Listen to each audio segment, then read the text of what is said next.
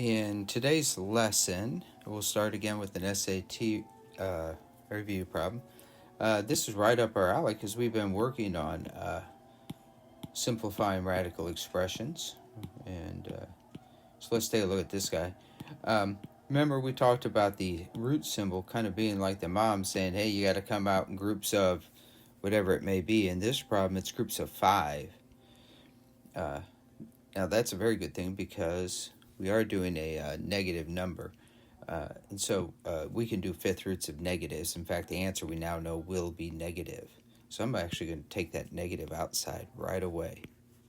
And now I don't have to worry about it at all. In fact, at the very beginning, you could do that if you wanted to. Let's see here. Now, 64 might be 2 to the 5th power, so I'm going to start factoring that. 2 times 2 is 4, times 2 is 8, times 2 is 16, times 2 is 32, times 2 is 64. So it's actually 64 is made up of 6 2's. 1, 2, 3, 4, 5. But at least there's 5 of a kind. And because Mom is saying come out in groups of 5, we can take a 2 out. See here, we got x to the 6th. I'm going to think of that x to the 6th as x to the 5th times x. Because x to the 5th is a perfect fifth root. That's 5 x's multiplied together. That means an x can come out.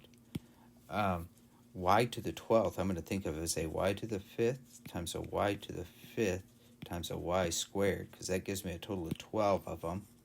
But there's a perfect fifth root, so a y can come out, and there's another 5 y's, so another y can come out. So let's take the things out we can take out of our radical here. I think they might have a mistake here, right? Because they want 2 times 2 is 4, times 2 is 8, times 2 is 16, times 2 is 32. Oh, it is a perfect fifth root. No, it isn't. 2, 3, 4, 5, 6.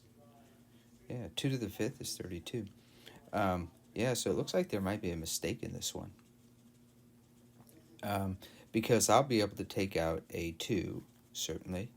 I can take out an x, because there's 5 of them. I can take out a y and another y, so that's a y squared outside, leaving me with the fifth root. See, I've got 2 left over, and an x left over, and a y squared left over. I'm not sure which answer they were going for. I know it's none of these with the imaginary number I in it. It must have been this one, x cubed y to the 4th. And I'm guessing I know why. I believe, this is a typo by me, I believe they wanted this to be a 6th root, in which case an entire negative 2 would come out. All the x's would come out, and y to the 12th would come out as a y squared. I still didn't come up with the correct answer. So I think they just had a mistake in this problem. All right, well, there is our SAT review problem. Let's take a look at now our new stuff. So our new stuff, we're talking about laws of exponents again, but notice we've got, instead of the 3 we did yesterday, we've got these 4 new ones. What to do with negative exponents, we've talked about that a bit. How to deal with 0 exponents. Then quotients, okay, so we're doing a division of the exponents, and then we're going to raise to a power a fraction or a quotient already. So today's stuff has more to do with division, whereas yesterday was multiplication. So here we go. We're going to first talk about how to deal with the negative exponents and the rule for that. Let's get it kind of framed here, and you can see we've got an a raised to the, let's point with this, a raised to a negative power, and what that means, you can write it as 1 over a to the positive m. And here we've got 1 over a to the negative m, but you can put him in the numerator, and now he's just a to the positive m. And this goes with any of the factors that you'll have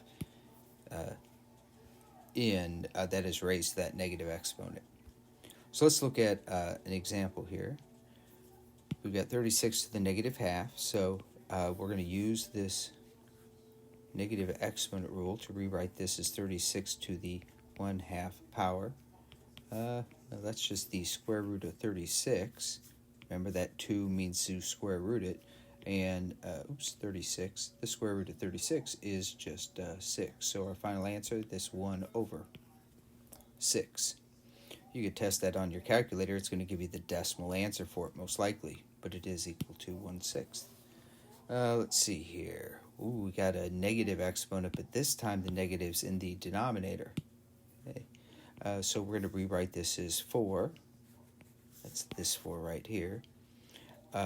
Times, and this 4 to the negative 3 can come up to the numerator, and I would say positive 3. And what's left in the denominator is just a 1.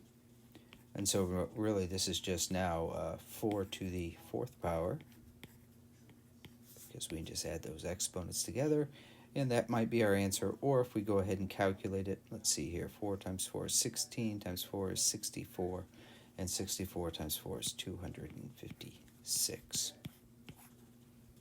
So negative exponents, they move a factor across the fraction bar, or the division sign. Next, zero exponents. Zero exponents, really easy to deal with. Okay, as you can see, if we raise a base to the 0 power, we get 1, assuming a is already not a 0. So anything to the 0 power, we just replace it and say, well, that's just 1. Here we got something really complicated looking, but it's then all raised to the 0 power, so it's just equal to 1.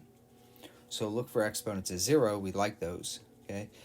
This is why lots of times when we talk about writing polynomials, it goes x cubed, then maybe 3x squared plus 4x. Note I'm in descending order. And we never show an x next to the last term. Well, it actually is x to the 0, so your exponents go 3, 2, 1, and 0. But we never show that x to the 0 because that's the same thing as 5 times 1, or just 5. So we don't ever show that x to the 0 power for that reason. Next law, the quotient of powers. So these are exponents on two bases. Here we go. So I've got the common base here, both base a, and I'm doing a division. And so what do I do with these exponents? So I keep my base, but I subtract the exponents. M, the numerator's exponent, minus n, the denominator's exponent. And so for this one, I go 4 to the, and I subtract the numerator's exponent minus the denominator's, and I get 4 squared, or 16. Now, lots of times people forget this rule, but I want you to recognize what's going on. What's happening here is you've got 4 times itself 7 times in the numerator. And in the denominator, you've got 4 times itself 5 times. The reason you're subtracting here is because you get these pairs of 4 over 4s, which are always just 1. I think nope, that's right, 1 left. And so when I take away the 5 that pair up, that's subtract 5 here, I'm left with those 2, and that's the 4 squared. Now that's pretty easy to see when we're dealing with these nice integers like 7 and 5, but here we've got fraction exponents. But the rule does not change. It's 5 to the, and then we take the numerator's exponent and subtract the denominators. So we go 5 minus 1, that's 4, over that common denominator. That's 2 squared, 4 divided by 2, and that's just equal to a 4. Okay, so we are, when we divide, we subtract our exponents. If you remember, when we multiplied, we added our exponents. Let's keep that in mind. Learned yesterday. And our last one is the power of quotients. So we have a fraction here, a quotient, a over b, a divided by b, and it's raised to a power. And what we can do is raise each of those to that power individually. We had a similar rule for multiplication. A times b to the m was raise a to the m, then b to the m. Here it's a division, but we do pretty much the same thing, a to the m, but it's over b to the m. So in this example here, this would be 8 to the 2/3 over 27 to the 2/3. And we can actually evaluate these. This means the cube root of 8 squared and cube root of 27 squared. Let's just put it in parentheses. Cube root of 8 is 2, so it's 2 squared. Cube root of 27 is 3, so it's 3 squared. Or 4 over 9. And that's it. Here's what it looks like. Okay, you can see it's pretty straightforward. Okay, this time we've got the rules for that we just learned today. So we got negative exponents to the 0 power. What if we are dividing when we subtract our exponents, and when we're raising a fraction to a power? And so you've got to deal with things like, you can see here, a negative exponent. So we're going to put 64 in the denominator.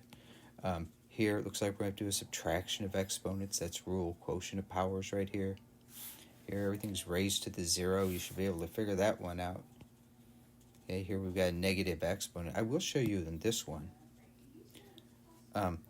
You could, and I think this is just a little side note that really can help you out.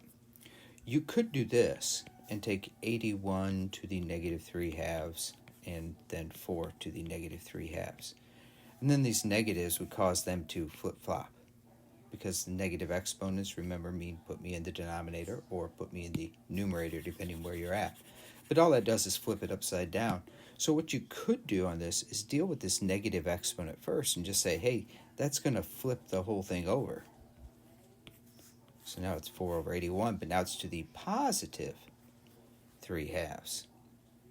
Look how beautiful this works out. You could distribute that thing now, basically, put it on each one, or you just do a little mental math and think about it for a second. All this is asking for is, what is the square root of 4 over 81? And then you have to cube that answer. But I'll leave that to you guys to work out.